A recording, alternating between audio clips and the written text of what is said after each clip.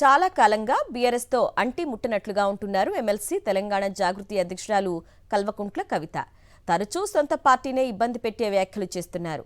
తాజాగా గులాబీ party నేతల్ని target చేశారామె. తనపై విమర్శలు చేస్తున్న వారికి, చేయిస్తున్న వారికి పరోక్షంగా హెచ్చరికలు జారీ చేశారు. అంటే కవిత తన దారి తాను చూసుకుంటున్నారా? సొంత అజెండాతో సాగేందుకే మొగ్గు చూపుతున్నారా? తెలంగాణ రాజకీయాల్లో హాట్ టాపిక్ గా మారారు బీఆర్ఎస్ ఎమ్మెల్సీ కల్వకుంట్ల కవిత. తెలంగాణ జాగృతి సంస్థను యాక్టివ్ చేసిన కవిత ఒక్కో అంశాన్ని తెరపైకి తెస్తూ బీఆర్ఎస్ కు సమాంతరంగా కార్యక్రమాలు నిర్వహిస్తున్నారు. కొన్ని సందర్భాల్లో కవిత చేస్తున్న వ్యాఖ్యలు సొంత పార్టీనే ఇబ్బంది పెట్టేలా మారాయి. ఓవైపు జాగృతి కార్యక్రమాలపై ఫోకస్ చేస్తూనే ప్రజా సమస్యలపై పోరాటం చేస్తున్నారు కవిత.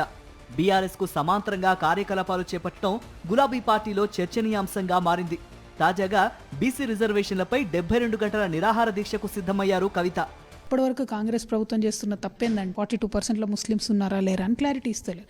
ఇచ్చి కొట్లాడాలి కదా, ఆ ధైర్యం ఉండాలి. ఇవ్వకుండా కాంగ్రెస్ మోసం చేస్తుంది. వీళ్ళు చెప్పని దాన్ని చెప్పినట్టుగా వాళ్ళే ఇమాజిన్ చేసుకొని ఇలా ముస్లిమ్స్ ఉన్నారు కాబట్టి మేము ఆపుతున్నామని చెప్పి బీజేపీ ఆపుతుంది.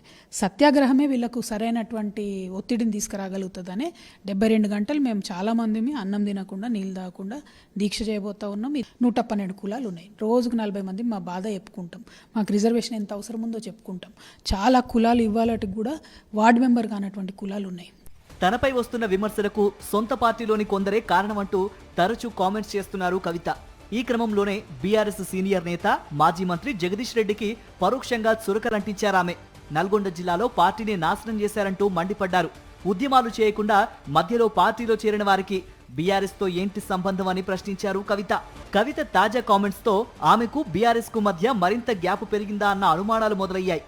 కవిత వ్యాఖ్యలపై బీఆర్ఎస్ నేతలు ఎలా రియాక్ట్ అవుతారనే చర్చ కూడా సాగుతోంది. మొత్తంగా కవిత తనకు నచ్చిన దారిలోనే వెళ్తారా? బీఆర్ఎస్ ముందు కూడా చూసి చూడనట్లుగానే వ్యవహరిస్తుందా అన్నది వేచి చూడాల్సిందే.